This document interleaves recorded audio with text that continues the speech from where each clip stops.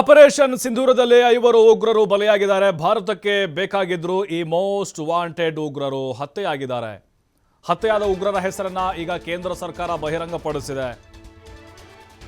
ಎಲ್ಲ ಪಾಕಿಸ್ತಾನಿ ಕೃಪಾಪೋಷಿತ ನಾಟಕ ಮಂಡಳಿ ಇವರು ಉಗ್ರರದ್ದು.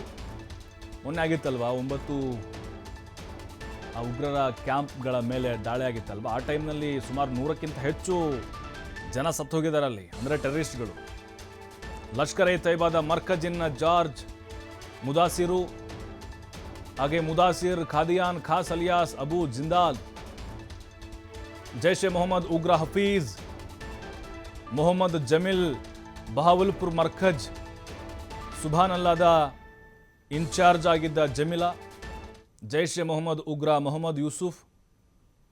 ಮೊಹಮ್ಮದ್ ಯೂಸುಫ್ ಅಜರ್ ಅಲಿಯಾಸ್ ಮೊಹಮ್ಮದ್ ಸಲೀಂ, ಲಷ್ಕರ್ ಎ ತೈಬಾ ಸಂಘಟನೆಯ ಉಗ್ರ ಖಾಲಿದು, ಅಬು ಆಕಾಶ ಅಲಿಯಾಸ್ ಖಾಲಿದ್ ಹಫೀಜ್, ಉಗ್ರ ಮೊಹಮ್ಮದ್ ಹಸನ್ ಖಾನನ್ನ ಭಾರತೀಯ ಸೇನೆ ಹತ್ಯೆಗೈದಿದೆ. ಮೇ 7ರಂದು ನಡೆದಿತ್ತು ಆಪರೇಷನ್ ಸಿಂಧೂರ. ಅವತ್ತು ಈ 9 ಉಗ್ರರ ನೆಲೆಗಳನ್ನು ನಮ್ಮ ಭಾರತೀಯ ಸೇನೆ ಪೀಸ್ ಮಾಡಿ ಹಾಕಿತ್ತು.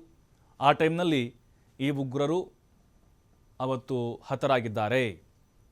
ಇವರೆಲ್ಲರೂ ಭಾರತಕ್ಕೆ ಬೇಕಾದಂಥವ್ರು. ಈಗ ಜೈಷ್ ಎ ಮೊಹಮ್ಮದ್ ಆಗಿರ್ಬೋದು, ಜೊತೆಗೆ ಲಷ್ಕರ್ ಎ ತೊಯ್ಬಾ ಆಗಿರ್ಬೋದು, ಈ ಉಗ್ರ ಸಂಘಟನೆಗಳಿಗೆ ಸೇರಿದಂಥವರಾಗಿದ್ದಾರೆ. ಮತ್ತು ಇವನು ಲಷ್ಕರ್ ಎ ತೈಬಾದ ಮುಖ್ಯಸ್ಥನಿದ್ದಾನೆ